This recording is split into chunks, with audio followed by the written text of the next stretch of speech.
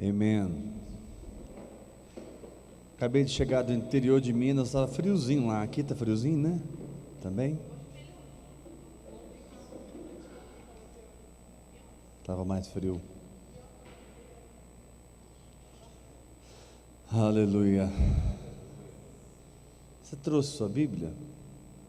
Abra ela em 1 Coríntios, capítulo 14.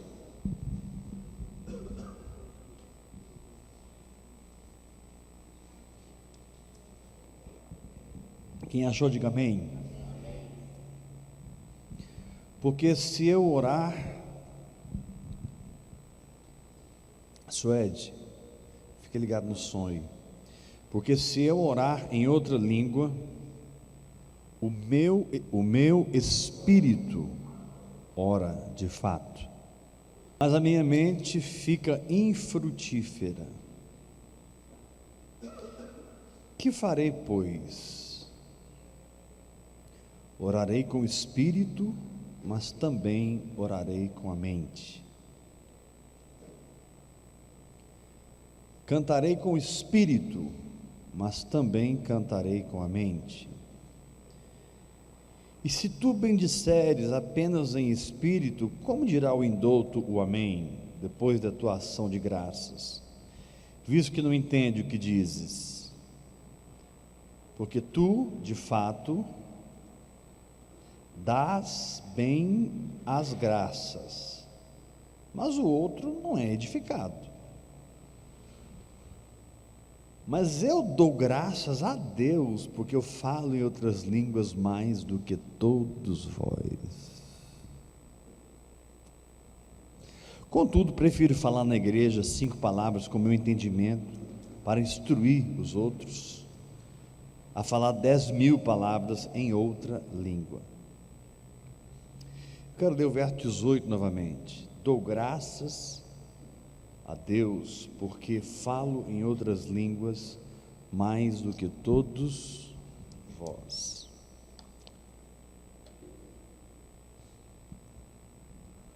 Paulo foi soberbo aqui, pastor. Não, é porque era verdade. Ele falava em línguas mais do que todos eles. O que me impressiona aqui, irmãos, a respeito do orar em outras línguas, é a envergadura espiritual desse homem. Nós não estamos aqui recebendo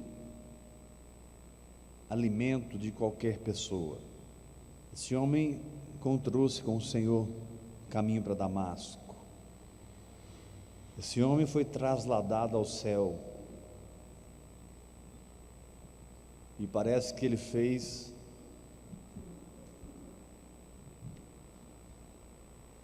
um seminário no céu. Ele disse que, lá em Gálatas, que o evangelho que ele pregava, ele não recebeu de homem algum. Ele disse que o evangelho que ele pregava, ele recebeu direto de Deus. Esse homem, ele, na sua vida, ficou 11 anos preso por causa do evangelho. E nessas prisões, ele escreveu mais cartas do que quando ele estava viajando. Provavelmente 7 cartas Paulo escreveu nas prisões, das cartas que ele escreveu. É muito nítido que Paulo vivia num lugar sobrenatural. Paulo vivia num lugar chamado feito. Uma vez o apedrejaram e o deixaram como morto. Agora, alguém aqui já teve oportunidade de assistir pela televisão o apedrejamento? Alguns já tiveram. Eu já tive a oportunidade de assistir num filme. Não tive a oportunidade de assistir, graças a Deus, um negócio ao vivo. Mas naquela do filme que eu assisti foi uma coisa assim terrível, porque eles enterraram a mulher até certo ponto e aí pedrada até morrer. Mas a Bíblia diz que os irmãos rodearam Paulo e ele se levantou e entrou na cidade. E a Bíblia diz que no outro dia Paulo saiu para viajar. Como alguém sai de um apedrejamento para uma viagem?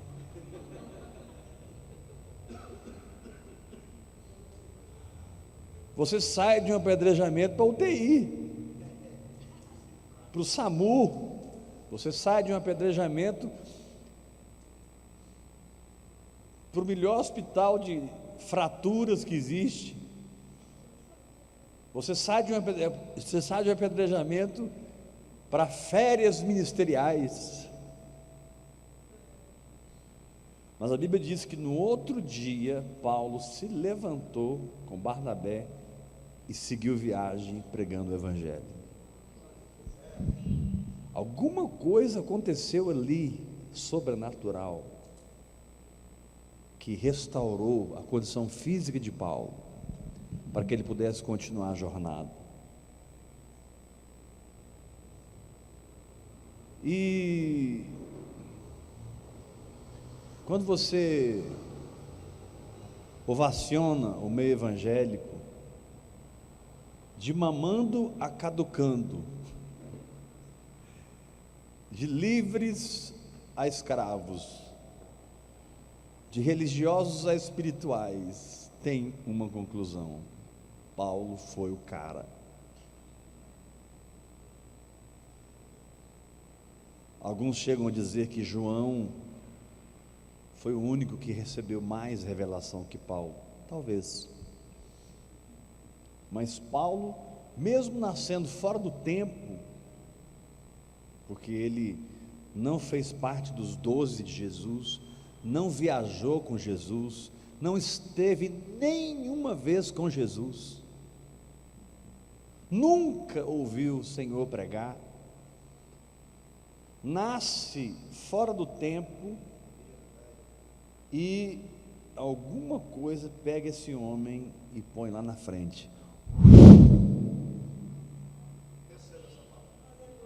Agora, o que eu creio que é interessante, que é a luz que o Senhor quer nos dar essa noite, é que aqui Paulo já estava avançado no seu ministério. Ele está escrevendo uma carta a uma igreja, aos Coríntios. Paulo já era alguém maduro, Paulo já era alguém calejado, caminhado, experimentado. 1 Coríntios é um livro muito profundo, muito rico. 2 Coríntios, então, nem se fale.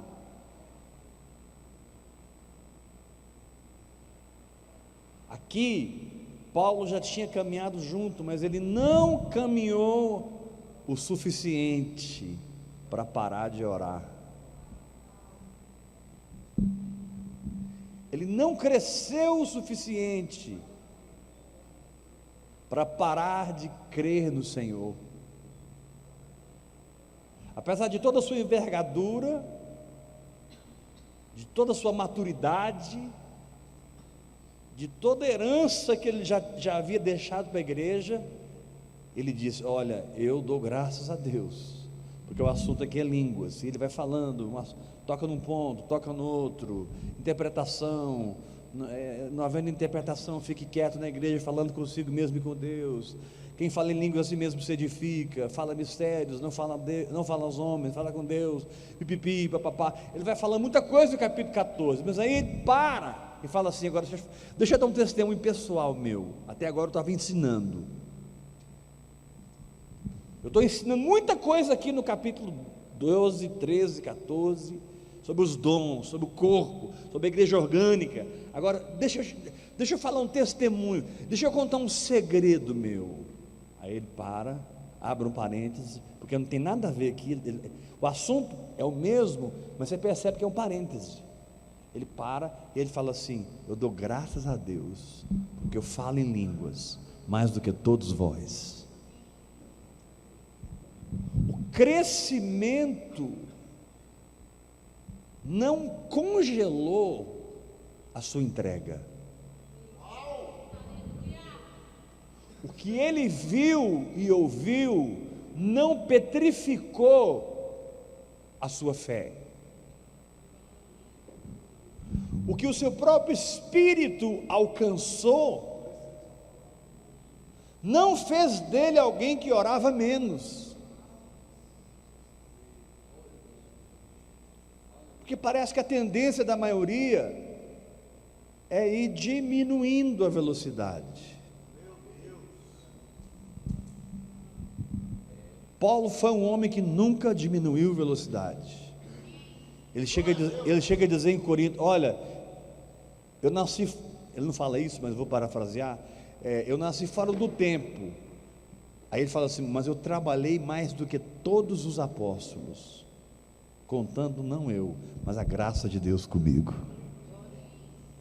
Ele diz: eu trabalhei mais do que todos. Paulo nunca perdeu a velocidade, Paulo nunca perdeu o frescor, Paulo nunca perdeu o cheiro da comunhão, a firmeza da doutrina, o foco no propósito, a autoridade sobre Satanás. Foi um homem que sempre avançou.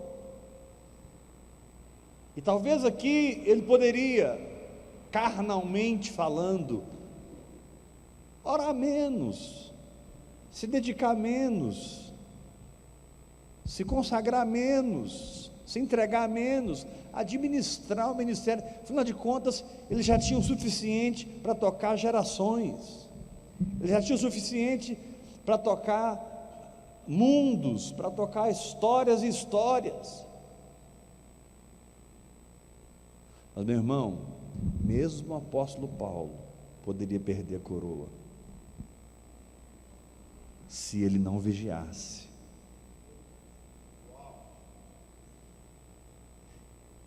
Eu não creio que isso aconteceu, porque ele diz muito claramente em 2 Timóteo: eu completei a minha carreira, eu combati o bom combate, eu guardei a fé.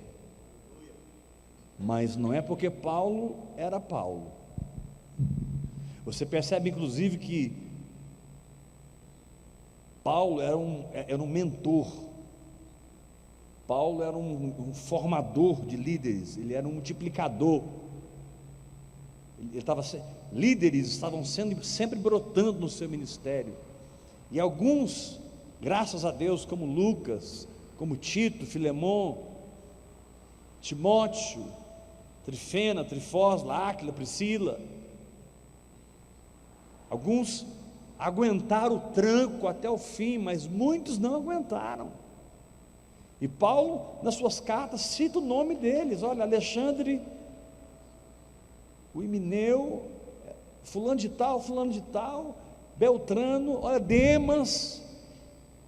Há lugares na Bíblia que Demas é citado assim, de uma maneira gostosa. De repente Demas é citado como alguém que fugiu, abandonou.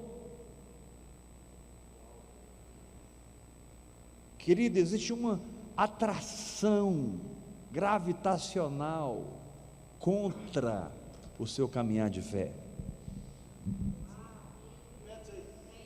Existe uma atração gravitacional contra o seu caminhar de fé. Por isso o Senhor nos deu essa linguagem sobrenatural. A oração em línguas não é uma moda do ouvir e crer, não, meus irmãos. A oração em línguas não é moda de Dave Robertson, Pastor Heber. A oração em línguas é uma chave espiritual para que você permaneça no que você conquistou, para que você guarde as suas fronteiras. O Senhor te diz nessa noite: eu estou te dando fronteiras. Você nunca teve fronteiras, você sempre teve idas e vindas, mas jamais fronteiras. Mas eu estou estabelecendo fronteiras, eu estou estabelecendo limites para inferno e para homens em relação à sua vida.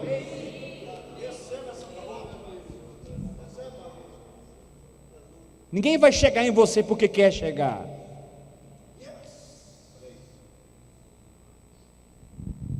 Mas ele dá a chave aqui, no meio de todo o ensinamento desses capítulos 12, 13 e 14, ele fala: eu dou graças a Deus.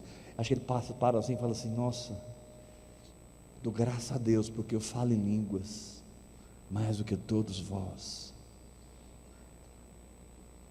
Você, meu amigo teólogo, você, meu amigo que pensa diferente, eu respeito você. Mas Paulo aqui não respeitou a sua teologia. Paulo aqui não respeitou a teologia de ninguém, porque aqui ele nem fala de uma teologia. Até aqui ele estava teologizando, ensinando, doutrinando, mas aqui ele para e dá um testemunho. E dá o testemunho para uma igreja que se movia poderosamente nos dons. Quando você vê o primeiro capítulo, Paulo fala assim: gente, não falta nenhum dom para vocês, vocês têm tudo, em todas as coisas vocês foram enriquecidos. Em outras palavras, vocês são muito abençoados. Eu só vou trazer alguns ensinamentos aqui para nortear, mas olha, capítulo 1, depois você pode ler lá, é por aí, continua, fica firme, só para com essa história de Pedro, Tiago, Pedro, Cefas e Apolo, isso é meninice, tudo é vosso. Aí ele para lá num lugar especial do livro e fala assim: dou graças a Deus porque eu oro em línguas, mais, ou seja, o tempo não me desapaixonou.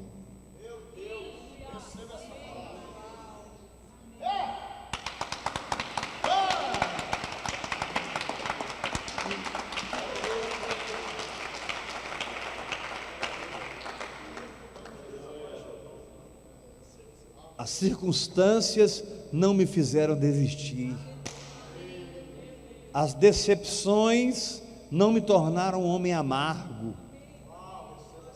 Eu não sou um homem amargo. A minha lista de traidores, a minha lista daqueles que me abandonaram, que me deixaram, só cresce. Mas o que eu tenho para dar para eles é amor. Paulo prova que ele é um homem que andava em amor, porque no 2 Timóteo, ele fala assim para Timóteo: Timóteo, me manda Marcos. Marcos era o cara que tinha abandonado eles na história, e Marcos era o cara que tinha causado a briga entre ele e Barnabé, e a separação dos dois. Mas aqui lá na frente, Paulo não tem problema com Marcos. Paulo não tem problema com Marcos. Estudar um livro, Paulo não tem problema com Marcos. Vamos começar com o volume 1. Sabe por que você não deve ter problema com Marcos, irmão? Primeiro, porque não vai resolver o problema. Porque Marcos está completamente mudado na sua opinião a seu respeito. Ele pensa que você está errado. Para ele não está sendo hipócrita e falso. Para ele está sendo verdadeiro. Você está errado. Segundo, ele não sabe que lá na frente vocês vão se unir novamente. Não vai ser nem porque você teve uma revelação, Marcos, é porque Paulo vai mandar chamar você. Aqui é uma bilateralidade. Paulo se humilha e manda chamá-lo, mas Marcos também se humilha e resolve ir.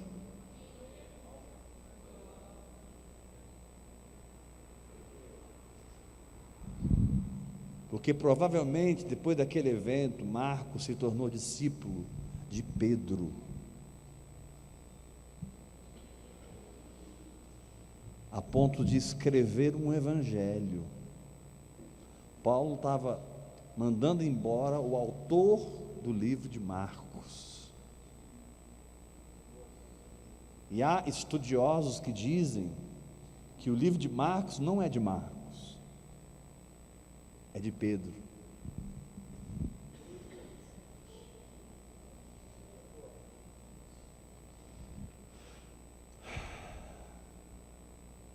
Não. Crescimento não é igual a desânimo. Decepção não é igual a amargura. Dor não é igual a murmuração. Frustração não é igual a fé.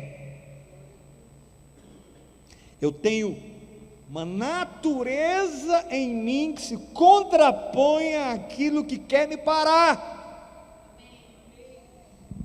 Eu tenho uma natureza em mim que se contrapõe às mentiras do diabo,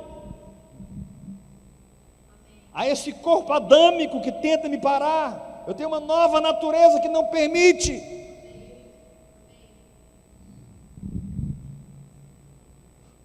Mas como nós temos dito, o que gera é o que preserva.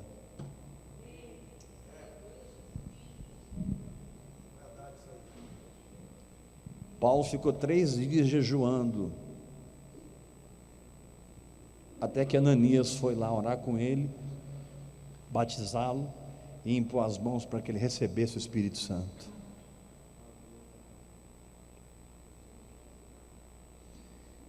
E ele recebeu uma linguagem que ele usava com tanta avidez, que ele chega a dizer: orai sem cessar.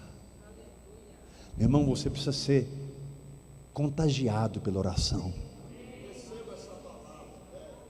Você precisa estar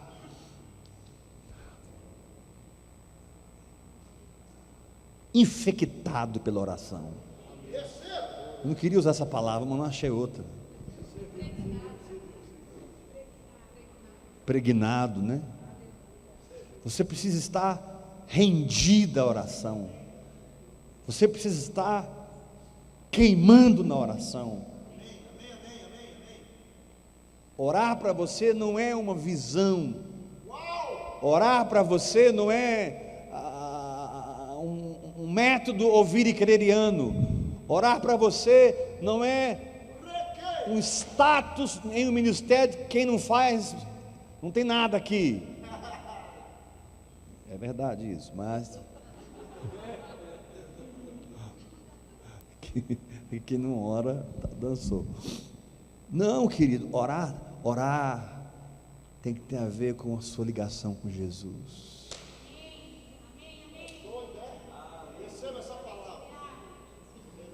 Orar tem a ver com a revelação que você tem dele.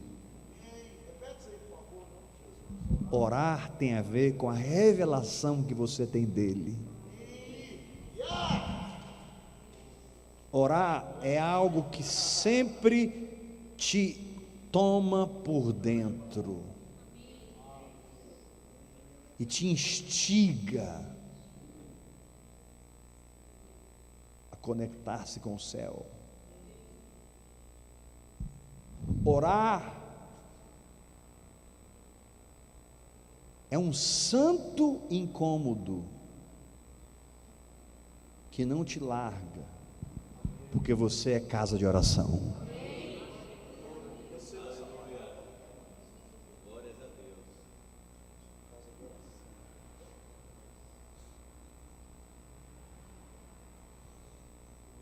Está escrito na sua testa, casa de oração.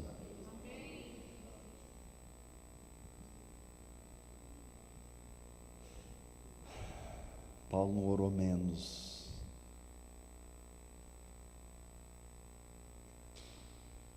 Paulo continuou orando, mesmo se tornando quem ele foi. Se você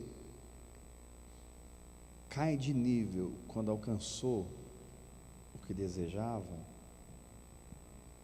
é porque a tua motivação estava errada.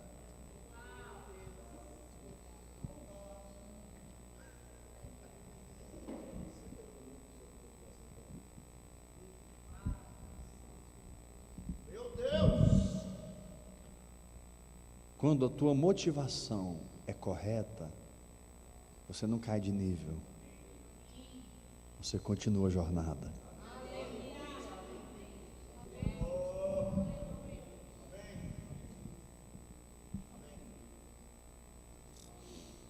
Não importa se você está no muito ou no pouco, no monte ou no vale, com anjos ou com demônios. Que isso, pastor? Não importa, você pode estar cheio de anjo ou cheio de demônio perto de você, não importa. Você continua orando.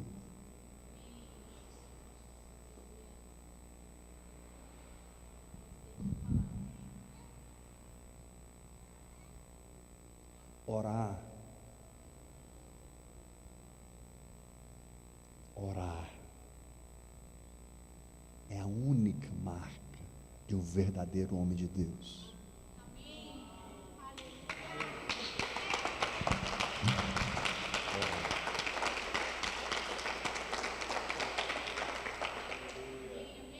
Cadê fulano? Está lá no quarto orando. Cadê fulano? Está lá no quarto orando. Cadê fulano? Foi lá para a igreja passar a madrugada orando. Cadê ciclano? Está orando. Seu nome tem que ser está orando. Receba essa palavra.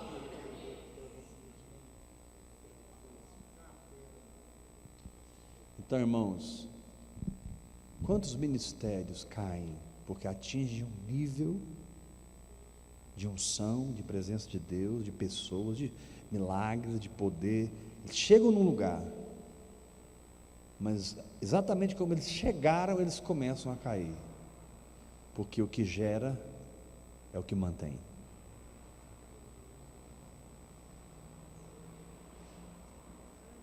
A sua maior luta de fé é orar.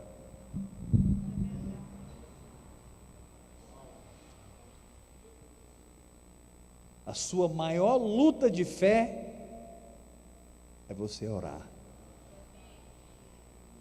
E há uma graça para você orar caindo aqui hoje. Você que me assiste pela internet, o Senhor está te dando graça para você orar. Graça. A Bíblia diz que Ele derramou sobre eles o espírito de súplica. Aleluia.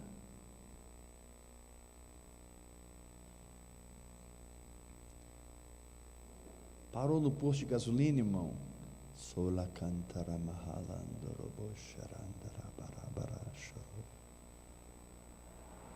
Está dirigindo o carro. Sola candare carala barandara robodarabasha carabara. Entrou para o banheiro tomar banho. Sola crandolo borra. Deixa as palavras serem produzidas de dentro para fora. Deixe o idioma sair do seu espírito. Deixe a mudança ser produzida pela sua fé em falar o que você não entende, mas Deus sabe.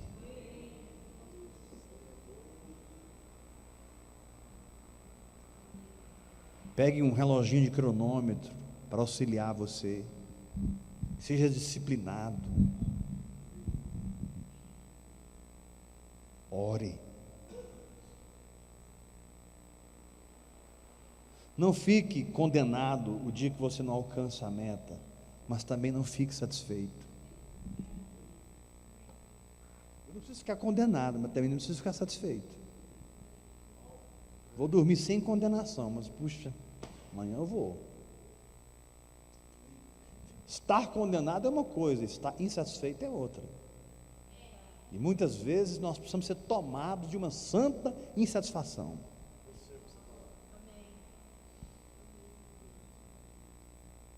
Não tem lei, não tem peso, não tem acusação. Jesus está rindo para mim e eu para Ele, mas eu quero entrar no novo nível.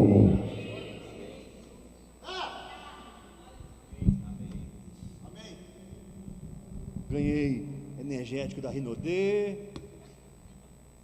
Ganhei abraço do Lucas, ganhei doce da Edênia, sobrenatural inclusive.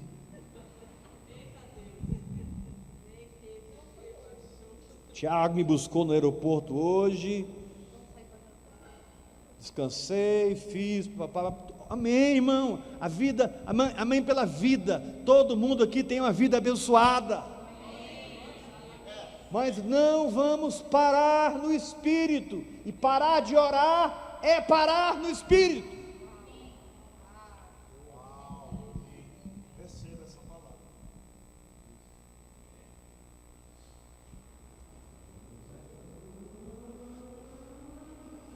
Não é parar no Espírito na essência, não é um fator, não é efeito, mas é causa, porque realmente o que para no Espírito é falta de fé, mas a oração fomenta a fé.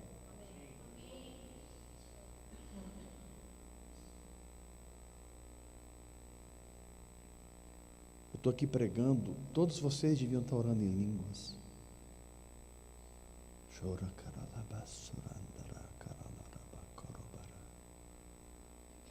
Está dentro do avião, está andando pela rua,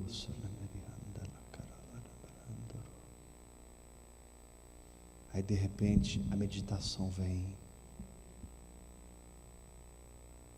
Você está orando em línguas, nasce a meditação, e a meditação alcança algo. Pá! Meditar é alcançar as realidades do Espírito pela fé.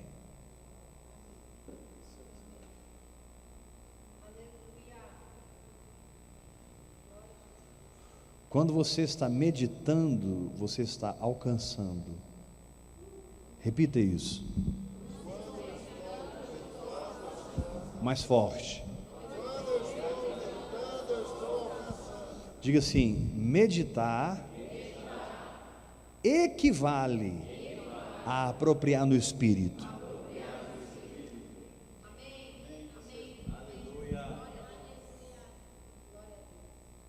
Por isso, quando você está orando, você está auxiliando o momento ímpar da meditação, porque a meditação, ela é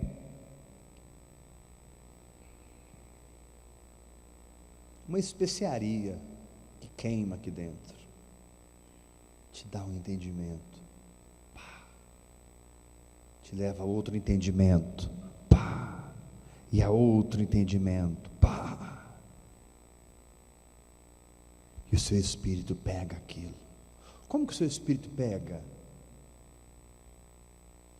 Assim tão rápido, quando você aprende a meditar na palavra.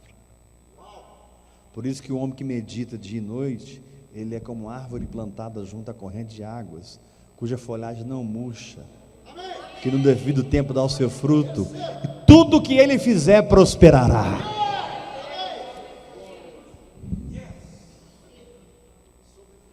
Deus colocou a meditação com sucesso na vida.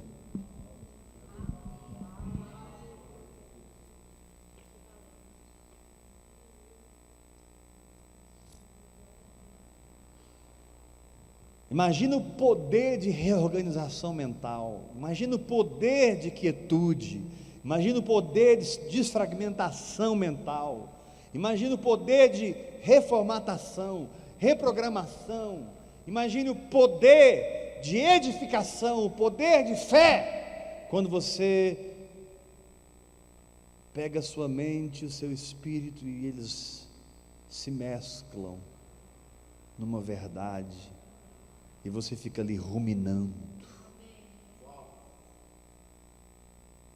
recebendo. Tudo que você recebe através da meditação é sedimentado em você por camadas.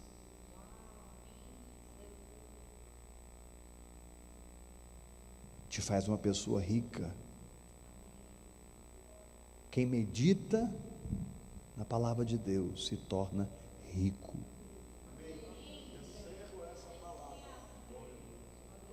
Deixa eu te falar uma coisa: sua riqueza não tem nada a ver com o carro e o dinheiro que você tem. Sua riqueza é proporcional àquilo que o seu espírito já absorveu de Cristo Jesus.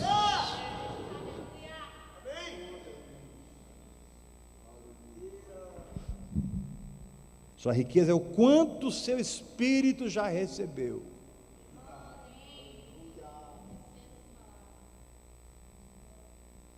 quando aquela coisa gostosa começa a acontecer, né? A meditação. Difícil explicar a meditação, sabia? Não é fácil explicar a meditação, a verdadeira meditação, porque a verdadeira meditação é só para quem nasceu de novo.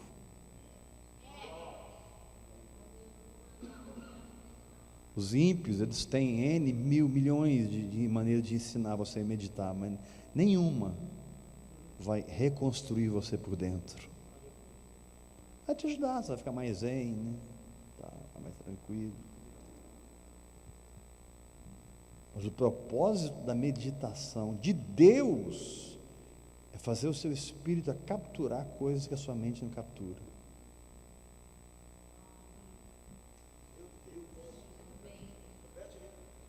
O propósito da meditação de Deus é fazer o seu espírito captar coisas que a sua mente não captura. Levanta a sua mão e diga: eu recebo essa palavra. Então levanta as suas mãos, grita bem alto comigo: eu dou graças a Deus. Vamos confessar a palavra, que eu oro em línguas, mais do que todos vós.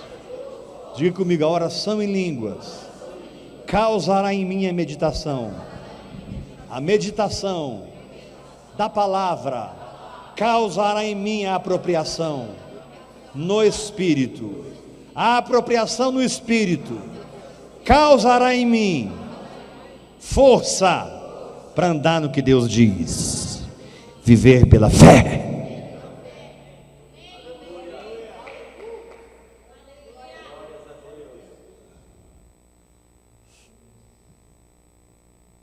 Deixa eu terminar te falando uma coisa.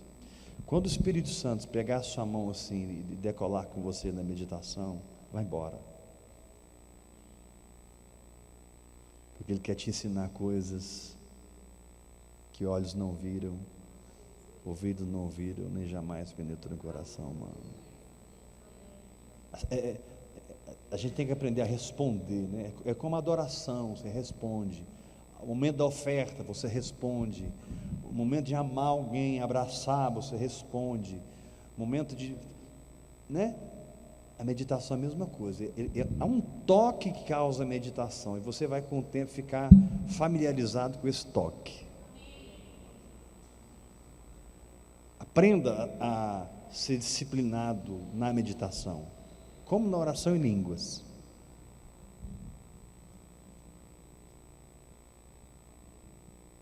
Você vai ver as coisas entrando em você assim, tchum.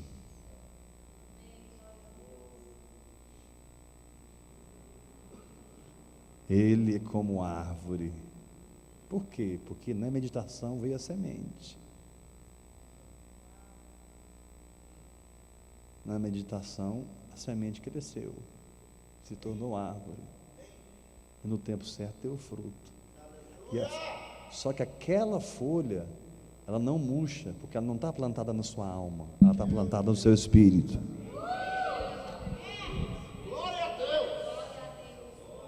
Tudo que pertence à sua alma murcha, tudo que pertence ao seu espírito fica sempre verde.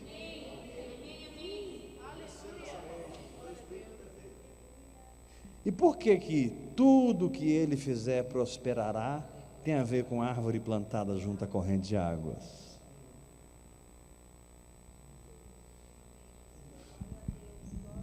Vou perguntar, olha para mim de novo. Por que? Estou terminando. Por que estar plantado junto à corrente de águas, cuja folhagem não murcha, tem a ver com tudo que fizer prosperará?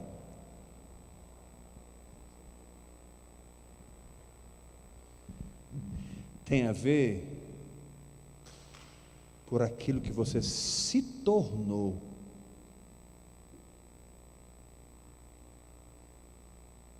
Na presença de Deus. Tem a ver com o que você é.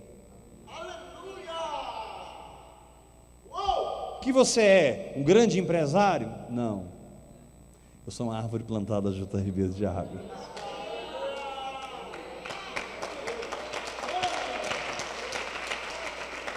O que você é? Um excelente apóstolo? Não. Então o que você é? Eu sou uma árvore plantada junto com ribeiros de águas.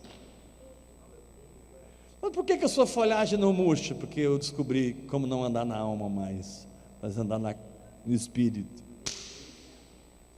Ah, você é o pastor de tal ministério, você é um grande pastor. Eu não.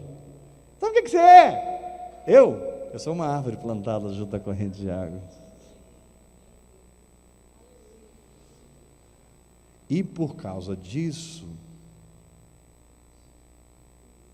Deus não está selecionando o que vai me abençoar, porque eu me tornei a própria palavra, me tornei amigo de Deus. Ele sabe que eu não vou fazer abobrinha.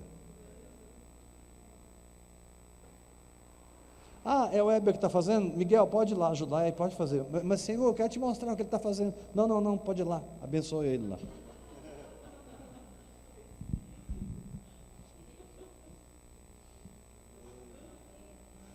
Eu estou parafraseando, é claro. Mas por que, Senhor? Porque não importa o que ele faça, vai dar certo.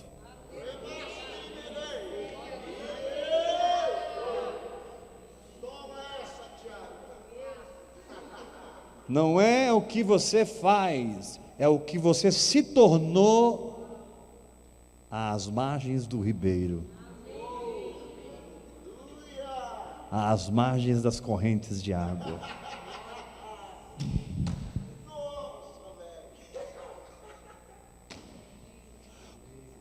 Por quê, irmãos? Eu estou tentando terminar agora, já estou na fase de tentar terminar. Por que Gênesis 26? Isaac cavava um poço, roubava o poço dele, cavava outro, dava água, roubava o poço dele, cavava outro, dava água, roubava o poço dele, até que desistiram, porque o segredo não estava no poço.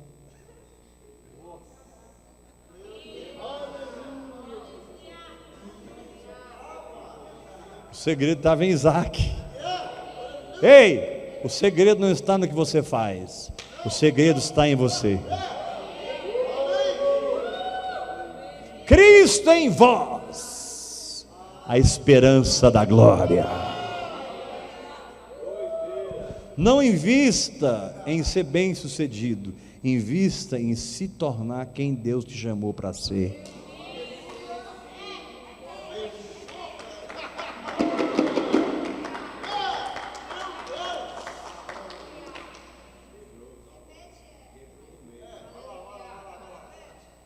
Não invista em ser bem-sucedido, invista em se tornar quem Deus te chamou para ser. Agora, calme quando o negócio está no tempo da semente, calma. Coisa. Quando o negócio for uma plantinha, tem gente que assim, é uma plantinha, ele está com tanta fome natural, que ele come a plantinha.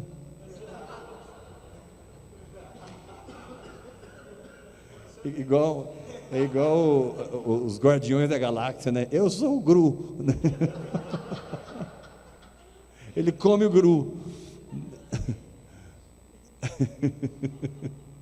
Só quem assistiu que sabe o que eu estou falando. Não, quem não come a plantinha não, cuida dela. Mas eu estou necessitado, cuida da plantinha. Mas eu estou envergonhado, cuida da plantinha. Mas estão me humilhando, cuida da plantinha. Nossa, mas eles sabem como pegar no meu pé, cuida da plantinha.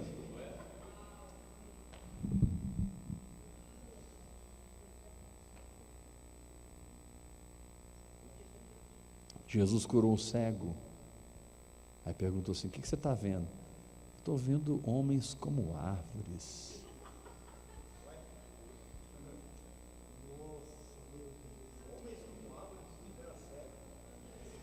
Jesus não disse, mas poderia ter dito: viste bem. Mas eu vou consertar um pouquinho.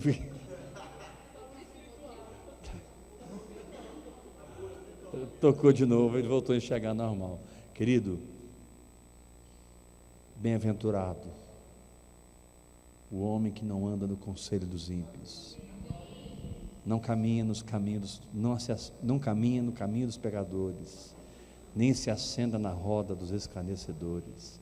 Antes, o seu prazer está na lei do Senhor, e na sua lei medita de dia e de noite. Ele será como árvore plantada junto a ribeiros, cuja folhagem não murcha, que no devido tempo dá o seu fruto, e tudo que ele fizer prosperará. Se o seu tempo de caverna demorar 5 anos, que seja. Se o seu tempo de caverna demorar 3 anos, que seja. Se o seu tempo de caverna demorar 6 anos, que seja. Mas fica na caverna até que você se torne essa árvore.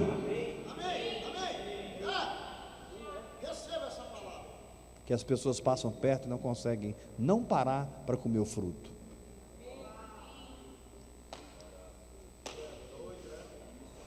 Tem gente que vai andar com você porque não vai conseguir não andar com você.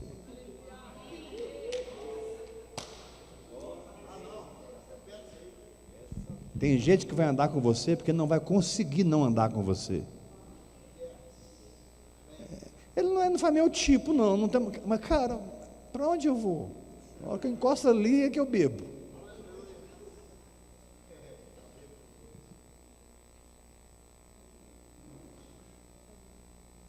Amém. Aleluia.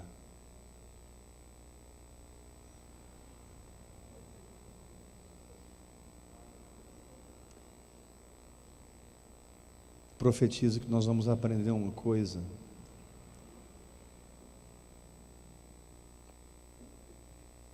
Muito sui generis para nós. Nós vamos aprender a passar o dia todo na presença de Deus.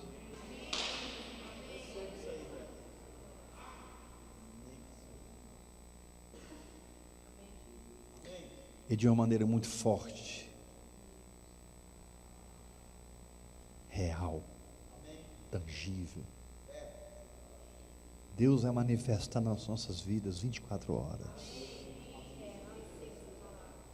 Em nome de Jesus, amém?